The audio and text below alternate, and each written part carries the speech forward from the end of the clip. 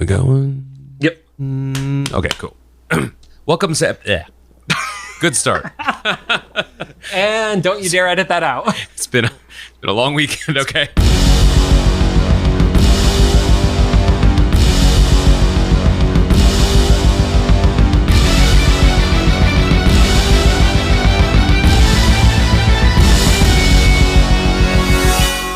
Welcome to episode 24 of Cyclops is Waiting for Me, an X-Men the Animated Series weekly recap podcast. I'm Rod. You could look for me on social media, Rod Kim. There's only me and like an accountant or something. He's not me. And I am JC. You can also find me on social media at the John Carl on pretty much everything. There is a John Carl, but he is a real estate agent from South Dakota or something like that. And he just won't give up the name. So that's why I have the Cyclops is Waiting for Me is our weekly podcast series where we're going back and watching every single episode of the original 1992 X-Men the Animated Series in their original intended script order, which is going to be very important in the coming weeks, building up to the release of X-Men 97 coming to Disney Plus in 2023.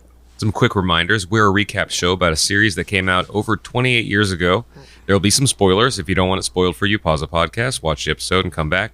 We'll do our best to avoid mentioning anything about future episodes we haven't covered yet, except maybe this one. This is a two-parter, but we'll get to that. We're currently not sponsored by or affiliated with Disney or Disney Plus in any way, unless they fix their episode order, because it gets kind of nuts after this. Yeah, it gets a little weird after this, and we kind of talk crap on it. But don't forget to follow us on social media at Cyclops IWFM Pod on Instagram, TikTok, Twitter, and Facebook. Rod, you just really are loving the Instagram Reels. Reels are treating us well on there. Oh, yeah. Finally, we record these episodes in batches, so if we're reacting to any news about the upcoming series, we're incredibly late. Like, just to date the episode, this is the day where they announced that Morph is getting his own action figure in the VHS series line. Yeah, and just the box, not even the figure. Yeah, they haven't even shown it to us. Like, it's not for pre-order or anything yet. It's just like a glob of Play-Doh. You're the worst. This is me. Yes, it's you. We literally have a script in front of us. Now onto the show. Today, we're going to be talking about the Phoenix Saga, but because it was 5 full-length episodes, we're diving into it in 2 parts. We're going to start off with Season 3, Episodes 3 and 4. They were titled Sacrifice and The Dark Shroud, respectively.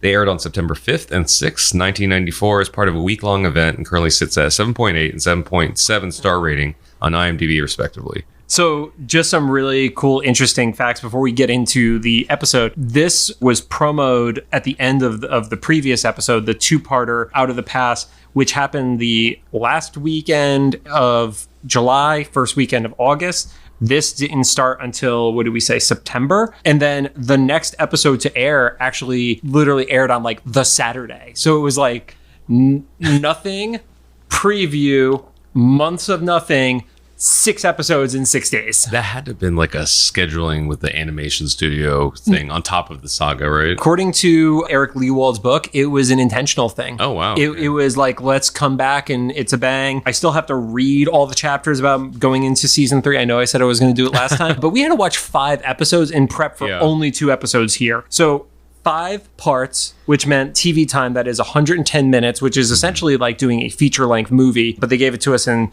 standalone digestible parts, even though I think the last one probably wouldn't be that great if you watched it on its own. No, it's just the third act battle.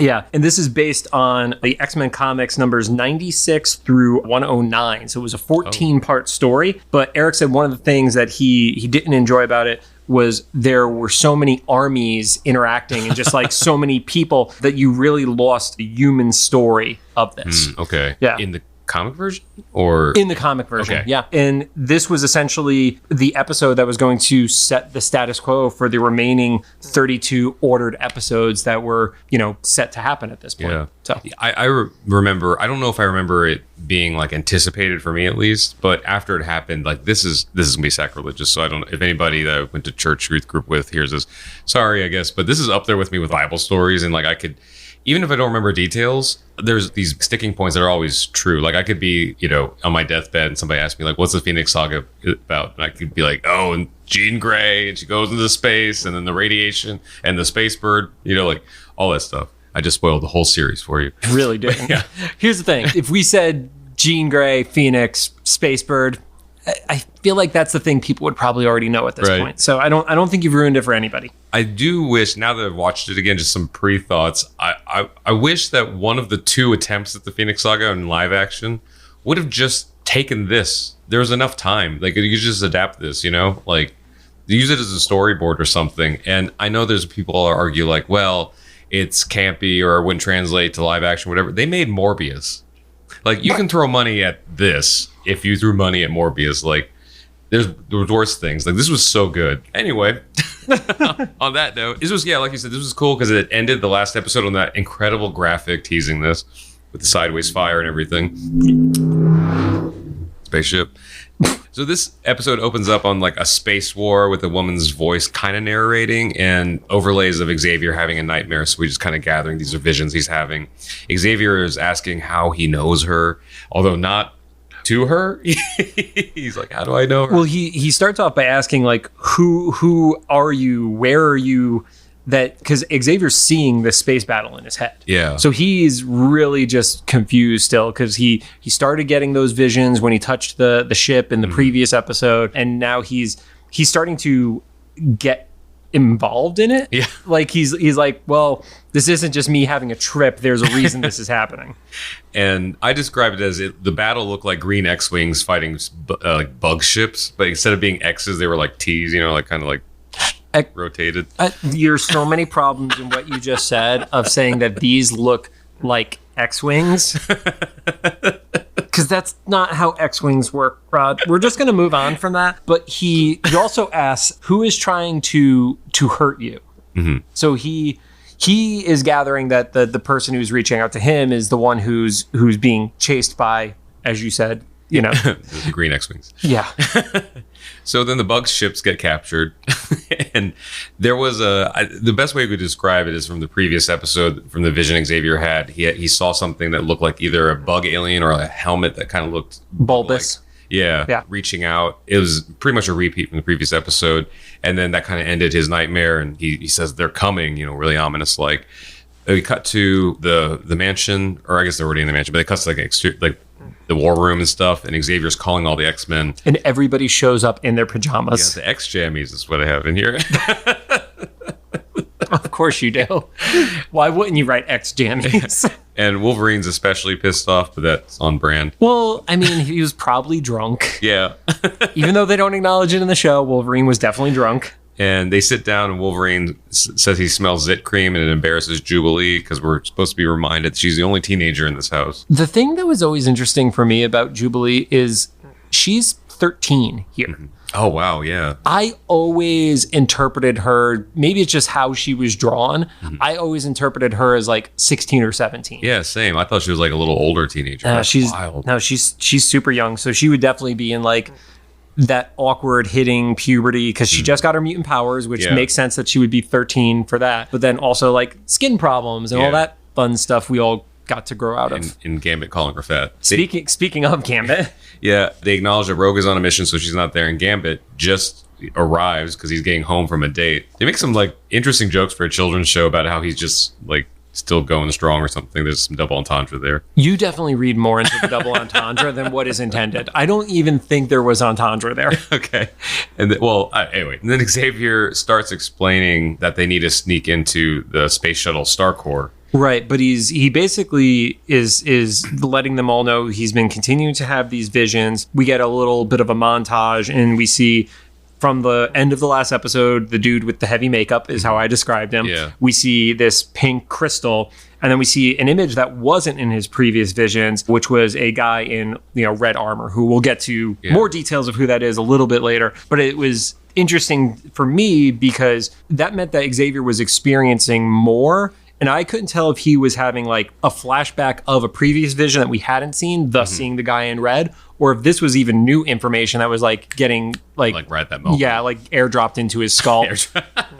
I just explained to Rod what airdrop was when it isn't in context of an iPhone. So. Yeah, and that guy in the red armor and stuff, he kind of read to me like a He-Man character, I could see that. Like drawn. Yeah, very barbarian-esque feel. And the straps and stuff, and then the dark heavy makeup guy. I think I might have said this last time. There was a He-Man character. I know the one you're talking about. Okay. Who his helmet was differently, but there was a dude who had the red chest plate that I could totally see. Oh, okay. Yeah. Yeah, and then the guy with the heavy eye makeup kind of looked like a Flash Gordon villain to me. Yes, yeah, very much. I'm not a big Flash Gordon fan, but I know the evil emperor or whoever Yeah. that Flash Gordon fought that you're referring to. Yeah, just kind of. Didn't he have like was it Meng or something like that? I want to say probably something that didn't age well. Yeah. I mean, the character himself was problematic now, but I think I'm only familiar with it in like the memes and stuff, you know. So I don't remember the show all that much. Yeah, thinking movie. I'm not even thinking. Oh. But I'm pretty sure it was problematic wherever it lived. Yeah. But back to the space station. Yeah. Beast makes a comment that he actually knows Dr. Corbeau, who's going to be on the shuttle, and that it's going to be docking onto Eagle 1 space station. And Xavier's like, that's the reason you need to be on the shuttle to get into that space station. Gambit makes the comment that breaking into government installations is not usually our style. I was like, really? Wasn't that literally your first episode? I think Gambit was probably trying to say we're not very good at it. Okay. Because remember the time they broke into a government facility, somebody was thought to have died? You know what? I will go out on a limb. I agree with Gambit. Yeah. And Xavier tells them that he can't say why, but it's an event of immense importance. Wolverine gets pissed again, which is great, where he's just like makes about as much sense as everything else we do. And they even animate his hands all the way up to his face, just whatever. Like again, Rod is doing hand motions on an audio only podcast. You know, you can see him hearing me. They make your voice does change as you're doing hand motions. I want to point that out. Like as you're raising your hand, your voice gets higher. Yeah. And Xavier says the Storm should remain on Earth, which, small detail, makes sense. She probably doesn't have very many powers in outer space, right? Controlling the weather and stuff. How much lightning could you summon in outer space? I don't know what her comic book canon is, but for that. You know what? I'm going to agree with you on this one, Rod. I don't have a good argument against can that. You summon tornadoes in outer space and stuff? Like, where's Neil deGrasse Tyson? He needs to explain this stuff. Yeah, let's have him ruin something we love. That'd be great. Shout us out, Neil. Tell us how everything we liked as kids sucked. But even tactically, that makes sense. Because if you're going to have your first in command off Earth, then you should have your second command on Earth. Right, because in case everybody dies, you're going to want to make sure you have a leader who could help you rebuild the team. Yeah. Then we cut to Xavier in his study. He's by himself contemplating in the darkness, and Cyclops comes to see him and asks him what the mission is about. And Xavier confesses he doesn't really know what his visions mean.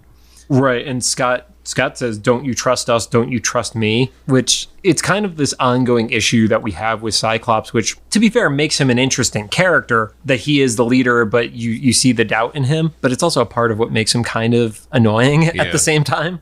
Although, to be fair, if I were any of the X-Men, I would also be questioning this. Like, I don't think that they've been sent into outer space yet at all. No, they have not. Let alone on a whim of just a vague vision that even their leader can't explain. It's true. They are literally going to outer space, and they found out this whole plan in like a 2-minute time frame. Yeah. And so we see the Blackbird take off. It goes into stealth mode. Which, by the way, you noticed the music cue changed at that point? It was the theme and like... Weird. It was, would you call it like lo-fi? Like, I don't even know how to describe it, but it was just... It wasn't even smooth jazz. It just felt like weird elevator music. It changed tones. It was interesting. I kind of like it. Ron, please send us a copy of that recording. Right. I don't know if you listen to the RKVC video or watch the RKVC video or listen to the interview we did with him. Apparently all those masters have been destroyed because Saban was so low budget that they re-recorded over tapes. Great. Anyway, on that note, so they go into stealth mode to go on their way to the space shuttle, and they go out of their way to show an empty radar screen at the launch place. You see a control room. Control room, yeah. Yep, that's the word.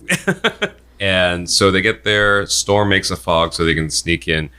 Beast has some pent-up anger because he just chucks Wolverine. So he chucks Wolverine before the storm fog. That was the funniest part to me. He literally... Wolverine's like, well, what are we going to... And Beast just throws him. Like, no explanation, no prep like you get for a fastball special, just hucks him into the air. And then Cyclops does this weird video game backflip where he, like, kind of sidekicks and stuff. And then Beast comes over gently with, like, Jubilee and... Who else was with Jean? Right? And Jean can fly. Well, can she fly up at this point? Have we seen Jean fly? Hasn't she used her telepathy to levitate, I think, in some fights and stuff? I don't think so. Ooh, okay. I think you're jumping ahead, Rod. Interesting. Okay. I just assumed because she's moving stuff with her mind, so I don't think we've seen her actually levitate. I want to say no, because remember there was the fight with Apocalypse that she was falling and Rogue had to catch her? That's right. Okay. Well, Rod is making shit up, everybody. Don't trust anything Rod says. That's just generally true. Right. And I made a comment that the space station not space station, like the space control area or whatever, like looks kind of like the Mutual Control Agency, which is not a great omen for them. So we did get a good moment before they broke in, though, or as they went over the fence. Wolverine was really pissy, and then we got a sorry dad moment. Oh, yeah.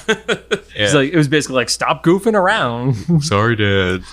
And so they run up, and they get to like a sealed door, like a big metal door, and Wolverine cuts into it, and it sets off the alarm, and then we quickly learned that was on purpose. Yeah, that was something. For a half second I was like, that's a horrible plan, and then immediately they addressed it. So I was like, okay, it's not a horrible plan.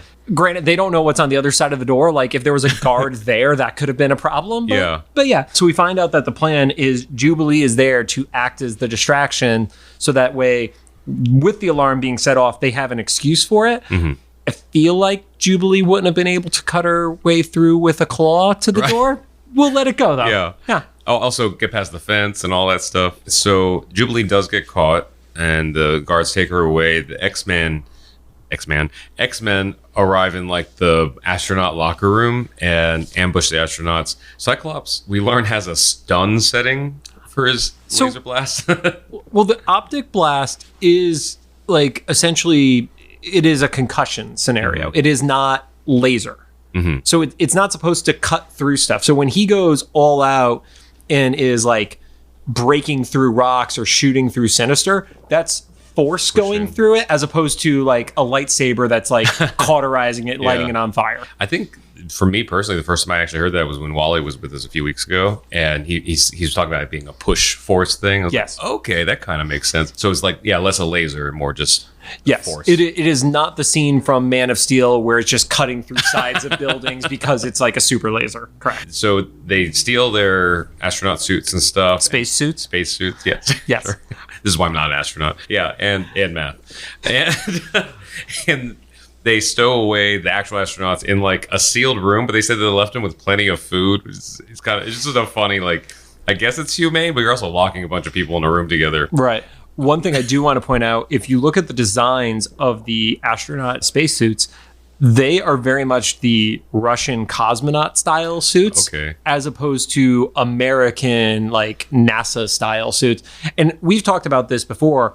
Part of that just comes from the fact that this was animated overseas. Mm-hmm. And if they're looking up what they have as available reference, they might not know there's a difference between the white NASA suits versus the old school cosmonaut suits. Because they did the same thing with how the subway, and I'm like, I looked at that and I'm like, you could go back to not Indiana Jones. You could go back to Crocodile Dundee and see what a New York subway train looks like. And they went with something that was more Japanese feeling to me. That makes sense, though, because I recognize it didn't look, because that American astronaut outfit's like very iconic, like Buzz Aldrin look or whatever. Even Buzz Lightyear looks more American than these suits in here did. So I didn't know those were the cosmonaut thing. That's really interesting. I don't know if it was specifically the cosmonauts, but it definitely looks way more like it than our side. And then Dr. Corbeau, he shows up, is like kind of shocked, and then Jean just kind of like instantly mind fucks him. Yeah, like Wanda Maximoffs him. No, it's just not really though. It's not the same power, but same effect.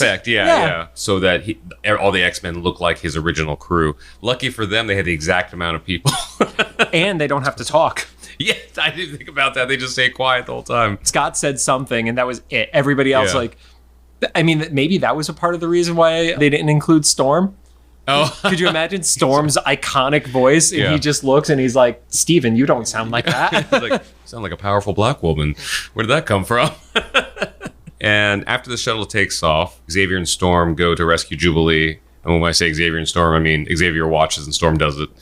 And she rescues her in like a tornado. With a tornado. Yeah. Yes. Yep. Literally save Jubilee with tornado is my note. And also make sure she busted the window doing it, because Storm needs to break glass whenever something like that happens. I mean, if it was closed, how else? A tornado can't gently open a window rod. And then Jubilee's it's funny because this is maybe showing my age. While it was happening, I was like, this is what's going to show your age? Right. One of the things added to the list. I was thinking, like, that must be insane riding in a tornado. But the show addressed it immediately. Jubilee's like, can we do it again? I was like, right, she's 13. And so we're back on the space station. In space. Yeah, it's in space. And Beast talks about the probe it's a close orbital probe. Close orbital solar probe. Solar probe, yep. Has a very important aspect later in the episode. And Wolverine is still questioning why they're on the ship. He hates everything about this. Of all the times, yes, this is the one that makes sense. I'm still questioning why they're on here, and I know what the story's about. So they dock to the space station, which is really quickly, because I feel like in real life, these missions seem to take like a long time, like days to reach them. But luckily for us, it's a few minutes. I also don't know how accurate that is. Oh, really? Because I feel like I don't know. I feel like when I watched them as a kid, it took like longer than just like a few minutes to. Your perception as a child was also much different when it comes to time.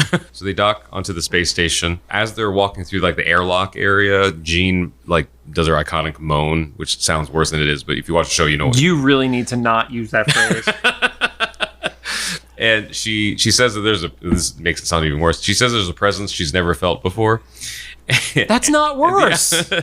And that it's a trap. Yes. And then we get green gas coming through. Yeah. And then they get gassed. She drops the illusion. And so Corbo's like, what is going on? Hank, what are you doing here? Because apparently Hank's the only one he knows, I guess. Well, Hank said he knew him. Yeah. Yeah. But I guess that before I'd assumed that the X-Men were known well enough that he would have... Probably not their first names. Yeah.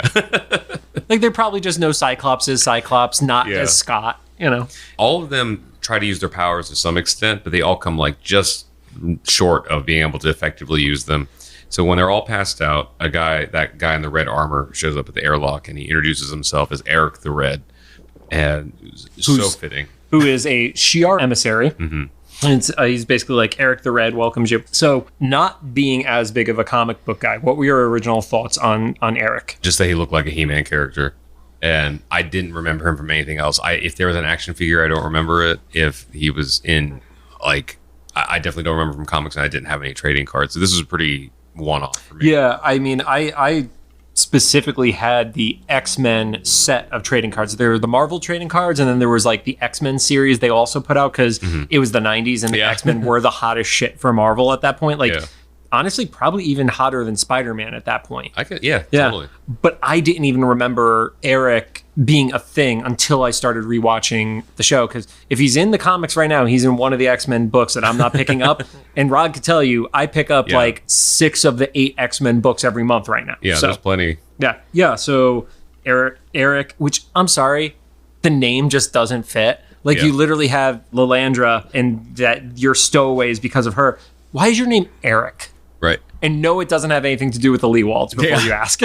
Down the road, I have a comment about that. And because they kind of address the name later on in this mini series and stuff, and it kind of cracks me up, but we'll get there. We'll get to that point. Yeah, like you just mentioned, that he's surprised that they're stowaways, and he blames the stowaways on Lilandra. He says, like, screw it, get Corbo, and he has the astronauts on the space station, like, mind controlled, and they're following his orders. He's like, yep, throw them all in the airlock, fuck them. And you know that they're mind controlled because their necks are glowing. I think that is a very important thing. Otherwise, they're evil astronauts. Right. And so, like you said, they're in the airlock. They decide to dispose of them, so they just literally try to toss them into space. But Jean wakes up a little early. We find out a little bit later it's because she said she put a psychokinetic shield around her, so she was able to wake up. Which I still don't like the phrase psychokinetic. Right, it's a little weird. Yeah. And also, there wasn't an indication before that helped her, except that she woke up a little earlier. But she's able to save Scott from flying out the airlock. It's called drama. Right. So as much as Rod wasn't happy that Cyclops was saved, Jean is able to stop, and she closes the hatch, and then she tries to override the mind control, but she can't because there's devices on the necks of the astronauts, as opposed to it being also psychically mind controlled. Yeah, so it's like a hardwire thing, literally. And we cut back to the main control room. Is it a control room? It's the cockpit, basically, kind of a control room thing, like the spaceship. It was too big. No, it's too big to be a cockpit because it's a space station. It doesn't like, I guess, control room. Yeah, it doesn't traverse. So they're on the other side of that door. Are total astrophysicist, engineer type people. All the technical terminology is accurate. So speaking of, we're in that room. They're talking about the vortex wormhole theory stuff, and how the Shi'ar, Eric the Red is explaining this to Corbo, and how the Shi'ar use those wormhole/vortexes to travel, and that they're trying to intercept the rebel Lilandra from this wormhole. I also wanted to point out, at this point, there was a mention of space debris, but the way it was said because of the Canadian accent was space debris. Oh, yeah. I made a mental note of, like, see if that's important later. No. I made a physical note. And so then, since the X-Men have woken up, they break through the door and they interrupt that villain monologue before he's able to continue. Right. Cyclops takes a shot at Eric, which does nothing to him. Yeah. And there's a little bit of a scuffle, but in the middle of that, Lilandra starts arriving, or who we assume is Lilandra, arriving through the wormhole. Which is a Shi'ar Class Y cruiser, specifically. Oh, so it's not an X-Wing, it's a Y. No. It's that's the literally not even the right ship. It's the bug cruiser thing. You're painful. So they start like a sequence of things on the computer to like fire a laser cannon at Lilandra's ship, and Cyclops zaps the computers before they can do its thing, and the laser cannon just misses Lilandra's ship. But it also overloads the console, which starts a very bad series of events for the X-Men. So it kind of basically goes into like a almost self-destruct, but not really. It's just everything's blowing up. It's a destruction mode. It's definitely not a self-destruction mode. Apparently the consoles are filled with gasoline or something. Like they're just exploding. Like there's pressure in space. Right. So Eric and the mind-controlled astronauts escape. X-Men run back to the shuttle and also pick up the unconscious crew on their way out. The space station, this is interesting. There's a whole lot of stuff happening all at once. The space station is exploding. It's a reactor that's overloading. Yeah. Oh, okay. Reactor overloads and is exploding. And Eric, the Red, just misses the Shi'ar Star Cruiser. The shuttle that the Star Corps shuttle that the X-Men are in is escaping, but is going to cross the path of, like you said, the chemtrail of the contrail. The contrail. Nope, don't go down the wrong route with this. It's the contrail, not chemtrails. Okay. Of the Star Cruiser that Lilandra's presumably in. Right, and the contrail, in theory, would be like heavy radiation, things like that. Like literally think Origin of the Fantastic Four. It's it's like flying through a solar flare in theory.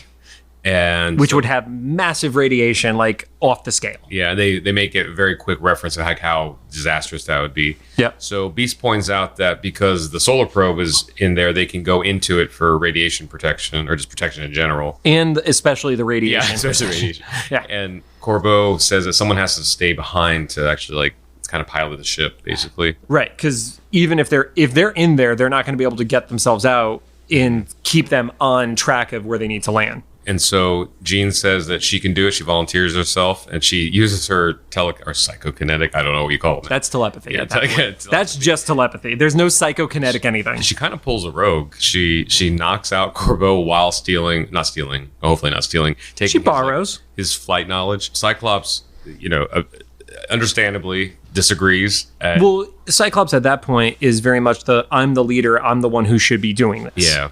And also it's the woman he loves who's kind of not married to. So she knocks him out. Yeah. And they all get into the probe. Does that sound right? So one thing you did jump past, there was a moment between Logan and Jean. That's right. And it's kind of just like, I have to be the one to do this. And Wolverine just acknowledges and he gets emotional. Wishes her good luck, and then there's like the kiss on the cheek. Mm-hmm. I appreciate that they don't go full-fledged like she's also in love with Logan, but you could tell there's an affection that she has for him that she doesn't express to the other male members of the team too. Yeah, she cares about there's some conflict there. So at that point, everybody gets into is it probe? Is it really they get into the probe? Yeah. So I was like, it's just I wrote it down. Close orbital solar probe. You are right. I wrote it down, and then I'm just now reading it back out loud. I was like, no, that's what they go into the probe instead of the other way around. Yeah. And as Jean's piloting, and as they pass through that energy field or contrail or whatever, Jean's screaming, and then the episode ends with an image, like a still image of the Phoenix in the fire. Yeah, you see the face of the bird, and it's a outline within the fire. So, and I think what was hilarious, because this ends the first part, is that it was such a dramatic moment. The music swelling, she's screaming, the bird's face is there and stuff. You have the bird like caw noise too, right? Yeah. And then it cuts to that Saban end card with the children giggling. So I was like, like. What? The Saban end cards are perfect timing. Right, and it's like the Unity one where they're like holding hands around the world, and the kids are. They're holding they're holding hands, and there's flags and stuff like that. So that's where the first episode ended, and because this is a 5-parter, we're going to jump straight into the next episode. Yeah, and so the next episode picks up right where the last one left off. Jean's in pain from going through this energy field thing or whatever, but she's staying conscious, kind of. Yeah, she shouts, "I must hold on." She actually gets like knocked out of the chair, and she calls for help. She calls for Scott and Logan to help her, even though she probably knows there's nothing that she's going to be able to do or say that is going to get them. Like, they're literally in another thing through the probe, all that stuff. And you gotta hope that was just verbal and didn't like leap into the telekinetic part, because can you imagine being in that probe box locked stuck in the probe box and then hearing her scream for help through your mind? No, that's awful, Rod. I don't want to imagine that. So she screams for help, and then the Phoenix shows up, like literally. And I think it was pretty close to still image again. It was like a very low frame rate. Yeah, I do notice that there is, I want to say it's because they're hoping for dramatic tension, but it just moves into a lower frame rate. And it's like, it's a slideshow. It's not even like half speed. It's like 1/10 speed. Yeah. So when the Phoenix helps, we just see her the Phoenix kind of take over her body. Yeah, she gets possessed, and her eyes are closed while she's possessed. Unfortunately, their trajectory is towards New York, specifically Manhattan.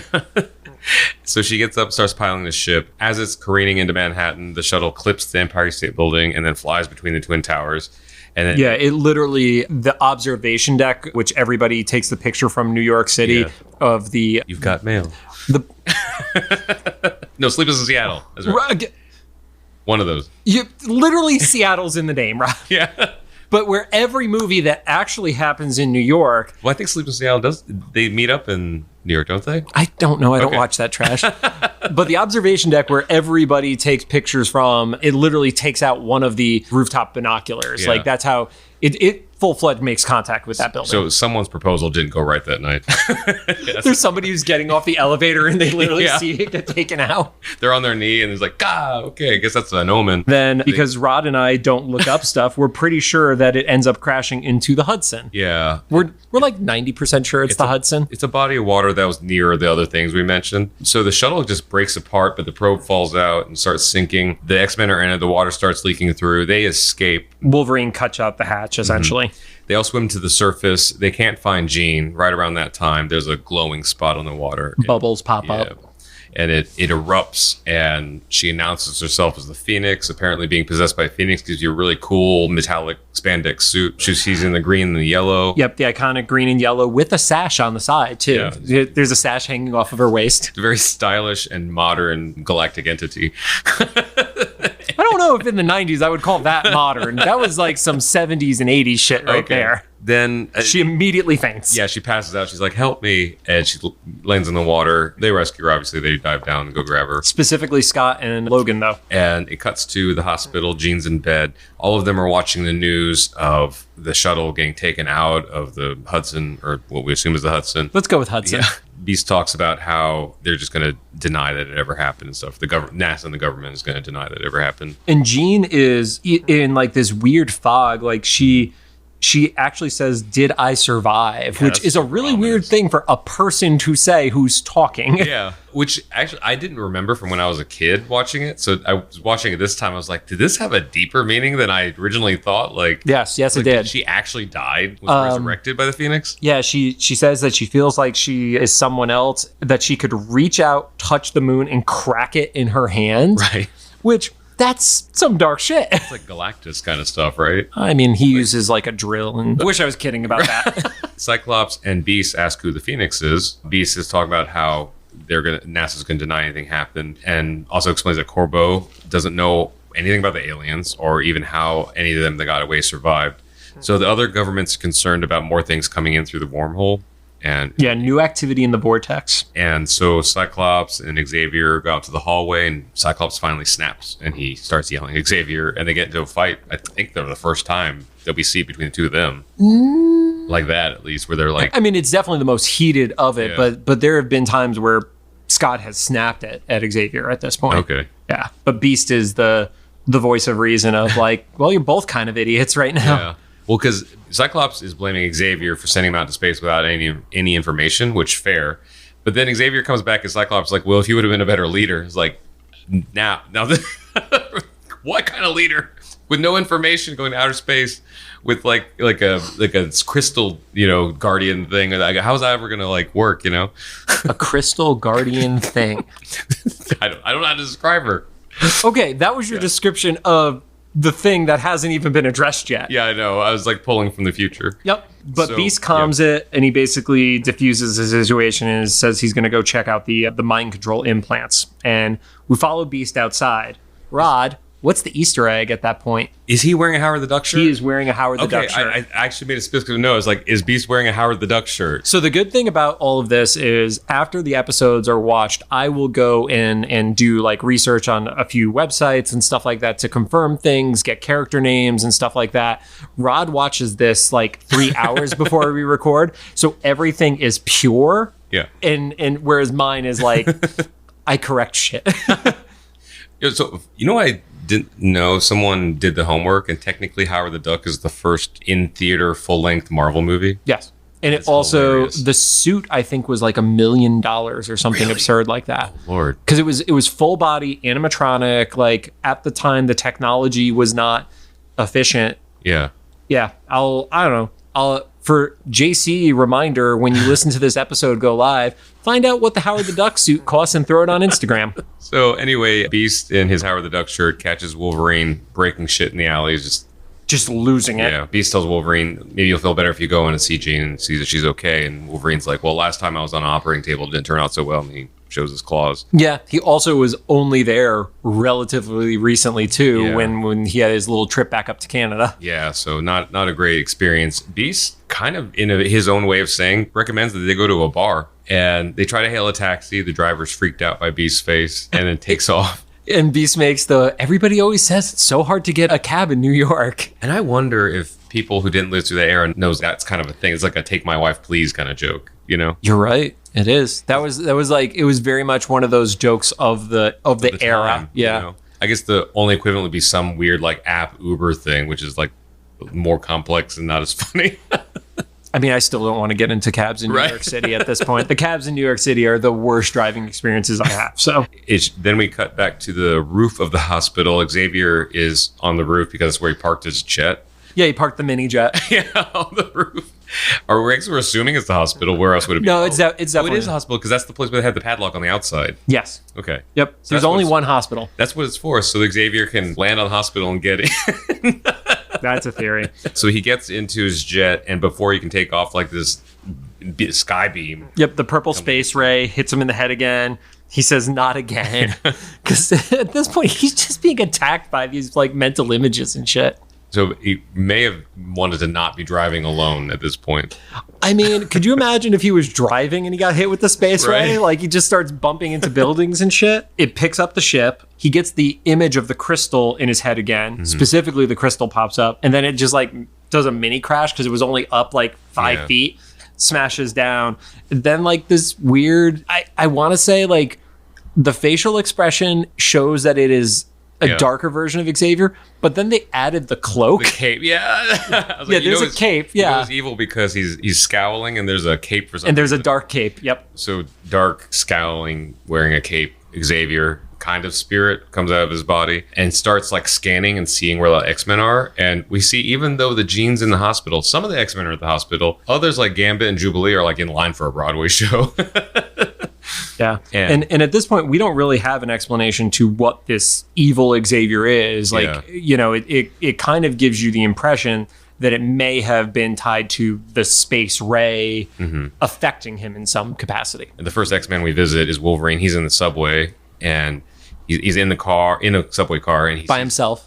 and he sees a young Yuriko, and clearly, because we've seen the Lady Deathstrike episode by now, is not her, but he gets lured into an empty car, and it turns dark, and he gets attacked by a Sabretooth and a Deadpool. I want to just say I really loved the animation that they did at this point. As much as I will give them shit when they go to like low frame rate and things like that, this was really cool because it was a very dark subway train. And then you would get like they'd pass by the light and there would just be the quick Oh, yeah. progression of the light through the dark car. And that's like, it's a really dope Cool effect. flash, Yeah. And especially, Sabretooth is cool because he's so big and ominous, but Deadpool is really cool just because how the red, like flashing. And he just blends in on the dark colors and Yeah. everything like that. And then Deadpool takes a shot, turns into Dark Xavier, who also takes a shot at him. And knocks Wolverine out of the subway car. Proceeds to like really go at him too, because he calls him an animal and he says it was a mistake to save you. And it's Yeah. like, okay, is this is this Xavier's subconscious or is this like Wolverine's subconscious at this point? Yeah, we don't know, or like an alien thing. Yeah, is it the spirit that came out of the ship in the last episode? What was it, the Soul Eater or Spirit Eater or whatever it was? I forgot about that. Where it was kind of using his own weaknesses against him mentally. Man, the X-Men, you're right. They've faced a lot of mental hurdles too, traumatic things. So it makes sense that they've tried to go on so many vacations now. Yes. Lots of vacations. That's why there were swimsuit issues every summer in the 90s. So in the middle of this fight, Wolverine hears Jubilee screaming for help. He turns around and sees her tied down to the tracks. And he goes to try to save her, but the Dark Xavier has a glue gun. Yeah, glues his feet down. Yeah, that was one of the oh, yep, reminder, this is a cartoon moment. Yep. Wolverine's able to get out of it pretty quickly. He dodges a train though. He got close to getting whacked. And then he goes to scoop up Jubilee, but she disappears, so she's like a hologram or hallucination or something. Right. And so he just misses getting hit by the train, like you said, and then he runs up to the surface level on the street where he happens to be right next to where Gambit and Jubilee are waiting in line on a Broadway show, and Gambit was a little borderline creepy because he was hitting on a woman, but he was with Jubilee. Well, he's with Jubilee because Jubilee is like, you promised you would take me to a show. And he was like, well, yeah, but the night's, you're going to go home pretty soon. But that was the part that it was like, she was like, you're with me though. And he's like, but my night's not going to end there. And he's all, Jesus. At least his line is like, yeah, but I'm not with you. Yeah. I'm with you, but I'm not with you. And so the Dark Xavier attacks them, and Jubilee ends up in the street and almost gets whacked by a car. And when that happens, Wolverine luckily is right there and is able to swoop in because Jubilee probably not durable enough to take getting hit by a New York car. Yeah. Or any car. Only thing I will say, unrealistic about this scene, a car traveling that fast down Broadway in New York. Right. Yeah, because they actually go out of the way to say they were there in Times Square. Yeah. Yeah, would not have happened. Well, especially right now, half of Times Square isn't drivable the way that it used to be either. Yeah. In the 90s, you could drive through every street within Times Square. Now, half of them have become outdoor seating and stuff. That's true. Yeah, I don't think I've ever been there in the 90s. I've only been there after they turned into. It was dangerous. Yeah. There are murder documentaries about Times Square in the early 90s. It's still not safe. But for different reasons. Anyway, so then we catch up with Storm, who is meditating on what we think is the Brooklyn Bridge. We're going to go with Brooklyn Bridge because that's the only one I can think of. Yeah. Neither of us know the geography very well. Yeah. It's not the George Washington. Yeah. Yeah, the one because she would have to pay a toll. Yes. To sit on top of the bridge. Yeah, I'm pretty sure it's the bridge that Gwen Stacy gets thrown off of and the neck snap happens and all that stuff. She totally survives. Okay. Rod and I are going to have a very somber conversation about Spider-Man once this episode's over. So she gets radioed by Jubilee to go to Times Square. So that's how we know that's where they are, to join the others. We see the real Xavier in his ship. So Xavier is in his ship and he's starting to get control over himself and regain consciousness. We see that there is Jubilee, Gambit, and Wolverine lets the other two know that he's not real because I can't smell him. Oh, yeah. That comes in handy a little bit later in the saga, too. Right. So at that point, a bunch of cops show up because, this attack that happened outside the theater took down a wall and stuff like that. And the cops are basically saying, stand down. Mm-hmm. And they're like, well, no, he's the one causing the trouble, not us. And the cops are like, who? Ooh, yeah, they can't see anybody because now that it's like I guess spoiler for Sixth Sense if you haven't seen it in a decade or more. When you go back and watch that footage, all that damage that was done to structures looks like it was done by the X-Men and not the Dark Xavier. It's like Gambit, blowing stuff up, or Jubilee blasting things and stuff. It wasn't the Dark Xavier blasting stuff. Okay.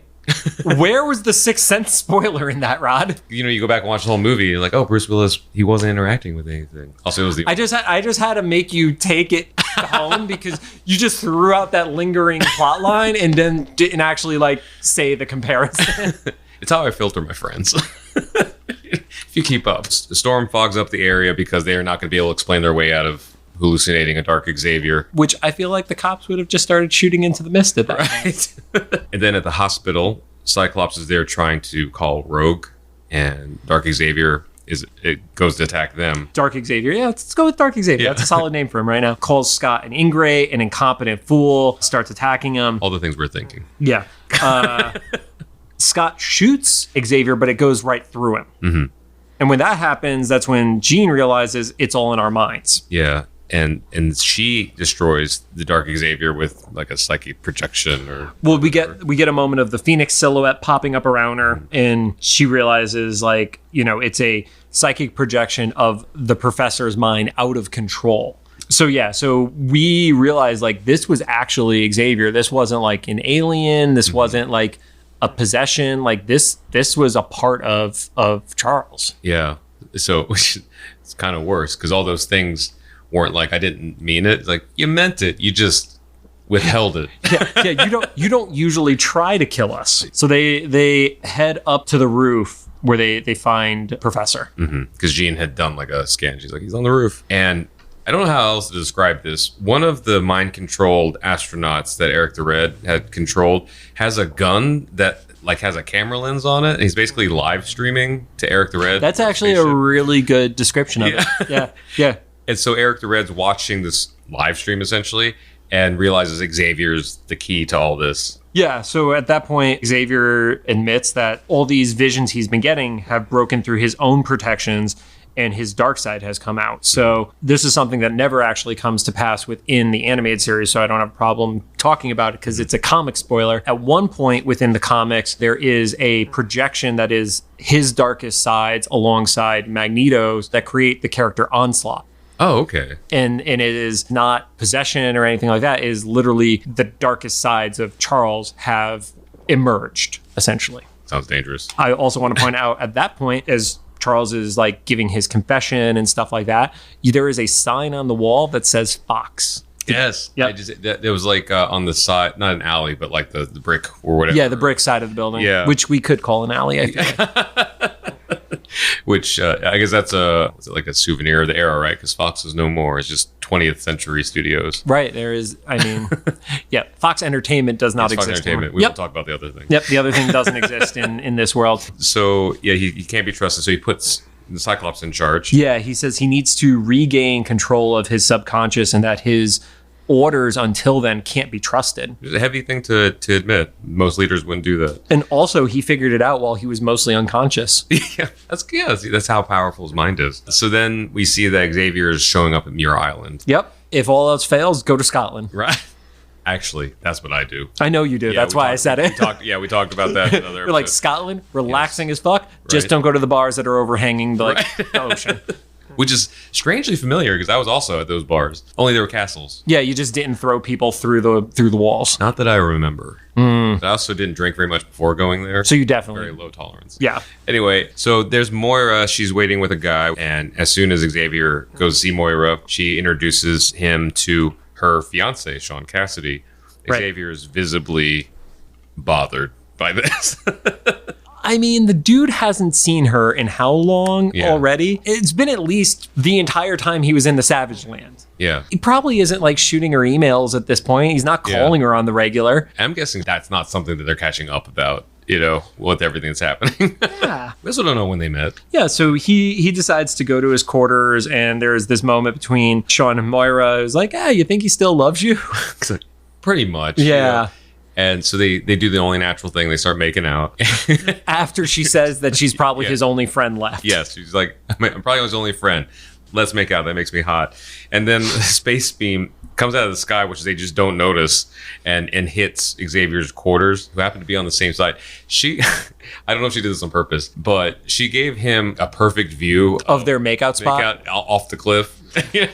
So they were making out for a while. Right. Because he is already like in his room. There's a little bit of distance. He had to go in through the front door of this facility, comes in, and then like as soon as he's in the room, space beam again. And then we actually meet Lilandra for the first time, who pops into the room. She says that she's the sister of Deken, who has sought to control the Macron crystal, and it's basically driven him crazy. Yeah.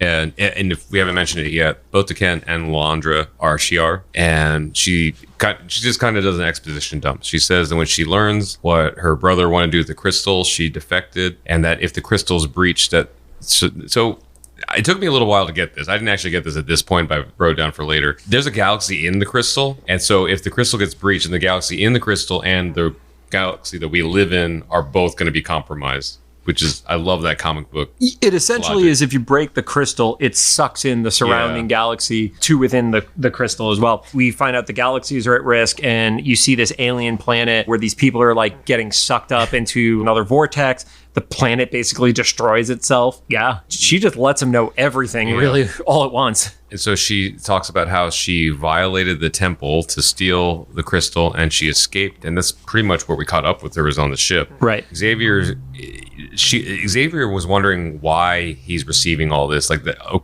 great, that's your story. Why am I seeing all of this stuff? And she says that their minds have been linked since creation, or at least that's the belief of the Shi'ar. And since the moment of creation, it's a Shi'ar belief. And it's a lot like love. And then Xavier's immediately horny. Not just a lot like love, deeper than love. Specifically deeper than love.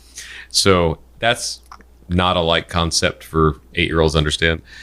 And we know what the word love means. And then you say it's deeper than love. And it's like, maybe we can't relate to it. Yeah. But we understand love times 2. But we understand the look on Xavier's face when he gets a boner. No, you don't understand that at 8. So right about then, to get Thank God. to cock block Xavier's moment, Juggernaut breaks in. Oh, his half brother. Yeah, brother always does it, right? And grabs Lalandra, and that is literally where they throw the to be continued image.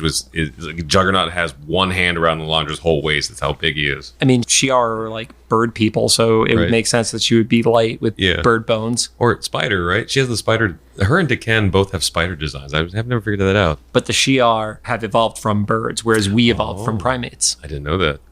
Okay, so she's a bird. Huh. I don't know where to go with that. So normally at the ends of episodes, I will throw in little like fun facts and stuff. I actually threw all of them into this episode as we were going. The only thing we didn't acknowledge is just Rod wanted to say it. I had him hold back a little bit on it. Sean Cassidy, Easter egg, has much bigger role within the X-Men universe. Yeah. We'll talk about that in the next episode, though. Yeah, he's not pleasant in the other episodes. He's a good guy. I agree with Wolverine's take on him. We'll get to that in the next episode. Well, thanks for joining us. Make sure to come back next week for the second episode dedicated to the Phoenix Saga. Otherwise, this has been really long. If you have, it's still probably close to an hour-long episode. It is already over an hour, but we'll cut it down. Yeah, you edit stuff. If you have any thoughts, make sure to drop them in the comments for either the YouTube upload or official Instagram post about the episode. If you like what you heard, we'd appreciate a rating on the podcast app of your choosing. You can find us on Apple Podcasts, Anchor, Spotify, Google Podcasts, and CastBox. And I'm just going to throw this out there. Let us know what you want our clips to be. Do you want weird out of context stuff like me making fun of Rod for not knowing who GW Brigg is from S.H.I.E.L.D.?